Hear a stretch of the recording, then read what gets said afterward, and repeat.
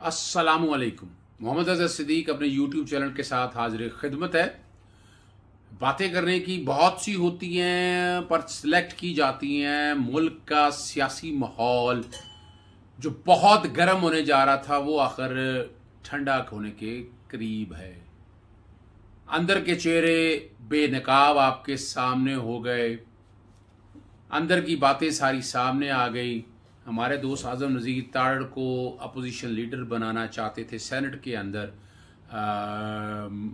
PML नवाज़, लेकिन वो बीबी साहबा के केस में वकील के तौर पर पेश होते रहे। तो ये बात उनके नॉलेज में थी, इस पर एतराज़। और आपको पता है कि पीपल्स पार्टी इस मामले में बड़ी क्लियर है, वो लोगों को भूलते नहीं हैं।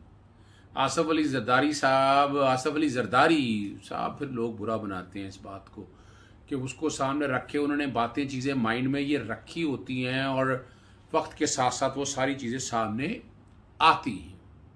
अगली जो बात है आपके सामने, अफसार आलम साहब के ट्वीट के बारे में वाज़े तौर पर मैंने कहा था, जहाँ मियाँ जावेद अफसार आलम का जो ट्वीट है वो पीका एक्ट के साथ, prevention of electronic crime act के तहत अगर देखा जाए तो जुर्म काबिल दस्तंदाजी पुलिस है। FIA ने उन्हें आज समन किया था, नोटिस दिया था, और उनके ट्वीट की जो जुबान है वो देख लें। और आइन के आर्टिकल 19 का सहारा लेने की कोशिश करती है। आइन का आर्टिकल 19 इस बात को कवर नहीं करता है। आइन आप देखें, मादर पिदर आज़ादी नहीं है, फंडामेंटल राइट एब्सोल्यूट नहीं है, these are always subject to reasonable restriction, और रीजनेबल रिस्ट्रिक्शन कानून फराहम करता है। आईने पाकिस्तान ने भी कहा है, defence of Pakistan, security, glory of Islam, friendly state relations के बारे में ये सारी चीजें। और हम समझ बैठे हैं मादर पिदर आज़ादी है, और उसकी झलक आपने उस तरह की आज़ादी की काजी फायद ईसा को बतौर साइल देखी। उन्होंने भी वही बातें इधर उधर की, मशरकी पाकिस्तान, पता नहीं क्या क्या कुछ कह के, यानी वो कहना क्या चाहते थे और उनका मकसद क्या था, ये समझने वाली बातें हैं, तकलीफ दे बातें हैं। बहरहाल FIA ने उन्हें बुलाया था और उसका जवाब उन्होंने ट्वीट पे दिया। मैंने बड़ा वाज़ेह तौर पर उन्हें कहा कि आइन और कानून आंखें खोल कर पढ़ें, prevention of electronic crime act पढ़ें, ताज़ीरात पाकिस्तान पढ़ें, FIA एक्ट पढ़ें, और 19 आर्टिकल भी वाज़ेह तौर पर पढ़ें। जो बड़ी खबर आपके सामने रखनी है, मैं चूँकि जुडिशल एक्टिविज्म का बहुत हामी हूँ, और इस दौर में चीफ जस्टिस साकिब निसार जैसा मर्द मुजाहिद और चीफ जस्टिस बतौर पब्लिक इंटरेस्ट में 184(3) की जुरिसडिक्शन में जितना काम उन्होंने किया, तारीख में इतना किसी जज ने नहीं किया। वो अपने फुल बेंच के अलावा सिंगल जज के तौर पर 1,10,000 के करीब ह्यूमन राइट के केसेस डिसाइड किए। हम ये देखते रहे अदालतों में किस तरह लोगों के मसाइल आते रहे, और उसी दौर में आपने देखा कि प्राइवेट स्कूलों की माफिया के अगेंस्ट किस तरह मामला है, हॉस्पिटल माफिया, जो टेस्टें, रिपोर्टें और उसके हवाले से क्या क्या आता रहा। आपने और भी देखा स्टंट के हवाले से कीमतें कैसे डाउन हुई। ये रिकॉर्ड की चीजें बता रहा हूं मैं आपको, ये तारीखी चीजें हैं, आप और हमारे नॉलेज के अंदर मौजूद है। डैम उन्हीं के दौर में बने। अब आप अंदाजा लगाएं कि ये बादशाह और महमद डैम के हवाले से कितनी बड़ी कैंपेन की, लोगों में अवेयरनेस पैदा की। वो ठीक है जितना पैसा इकट्ठा होना था, लेकिन वो अवेयरनेस कैंपेन करके वो डैम आज बनने को जा रहे हैं। जहां पानी डिप्लीट हो रहा था, नीचे जा रहा था, उसके हवाले से जितने आसन फैसले किए, ये रिकॉर्ड का हिस्सा है, तो तारीख का हिस्सा है। उन्होंने जितना काम किया, PKLI को जिस तरह एक्टिवेट किया, चलाया, इल्जाम लगते रहे डॉक्टर सईद अख्तर के बारे में, लेकिन उन्होंने, ये तो हमें पोता ना, जिस तरह चलाया, जिस तरह उसमें करप्शन, और इसी तरह 4 लाख से ज्यादा सरकारी अफसर जितनी तनख्वाहें लेने थे वो तनख्वाहें वापस लेके दी, नैब इन्वॉल्व हुई। ये रिकॉर्ड की चीजें आपके सामने। अब आपके सामने इसी तरह एक case Sindh high court Sukkur bench का केस है। आवारा कुत्तों के काटने के वाकयात हैं। तहरीरी फैसला जारी कर दिया। रतो डेरो और जामशरू के MPS की रुकनीत मुअत्तल, और MPS कुत्ता मार मुहिम की निगरानी क्यों नहीं कर रहे, सेक्रेटरी सिंध असम्बली से वजाहत तलब। डिप्टी कमिश्नर लाड़काना और शिकारपुर से रिपोर्ट तलब करके समाअत 31 मार्च तक मुलतवी कर दी। और रुकनीत मुअत्तल मेंबरान में फरियाल तालपुर और मलिक असद सिकंदर शामिल है। फरियाल तालपुर PSP 10 से रुकने असेंबली मुंतखब हुई थी। जो MPA कुत्ता मार मुहिम की निगरानी नहीं करेगा उसकी रुकनीत मुअत्तल कर दी जाएगी। Article 199 enforcement of fundamental right की बात कर रहा है। आर्टिकल 184(3) एनफोर्समेंट ऑफ फंडामेंटल बुनियादी हक के तहफ़्फ़ुज़ की बात है। ये अदालतों ने कर रहे हैं। अवामी नुमाइंदगान से तो शायद उस तरह हमें उम्मीद नहीं है कि वो बैठ के कामों को उस तरह ले चलेंगे और मसाइल को हल करेंगे। ये आप लोगों के सामने है सारी चीज़ें, ताकि हम इस पर अमल दरामद कर सके। और यही एनफोर्समेंट ऑफ फंडामेंटल राइट है जो हमारी अदालतों ने फराहम करनी है। दूसरा जो वाकया है आपके सामने रखना है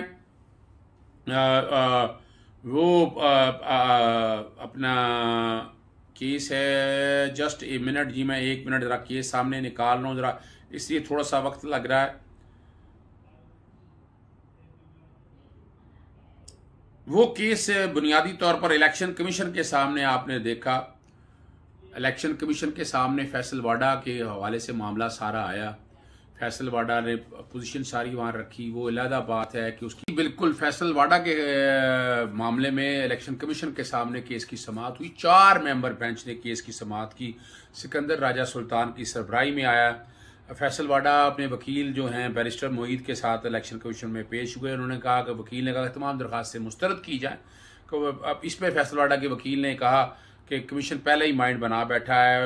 अल्ताफ इब्राहिम कुरैशी ने कहा कि ये क्या बात है कि हम माइंड बनाकर बैठे हैं, 1 साल से मामला ज़ेर समाअत है, अगर माइंड बनाकर बैठे होते तो क्या केस में इतना वक्त लगा। मेंटेनेबिलिटी के कॉन्टेक्स्ट में ये सारी चीज़ें उन्होंने देख ली हैं, वो सारी चीज़ें रख ली। अब समाअत काल 4 अप्रैल तक मुलतवी हो गई है। इस केस के बाद फैसल वाडा साहब ने गालबन सजदा भी अदा किया और बाहर अपना मतीउल्लाह जान आए हुए थे, उनसे गर्मी सर्दी भी हुई। मतीउल्लाह जान यानी शरारत के लिए खड़े थे वहाँ पर, उन्होंने भी तू बदू हो के उसी तरह ही जवाब उनको दिया ताकि वो क्लियर आ जाए बात।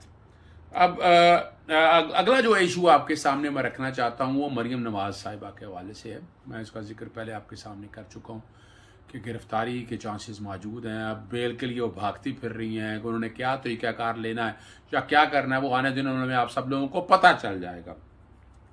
जाती उम्रा में 1500 केनाल राजी की मुबीना गैर कानूनी मुंतकिली की तहकीकात के लिए तलब है। 2013 में शरीफ फैमिली 3500 अराजिया बंदादल गए।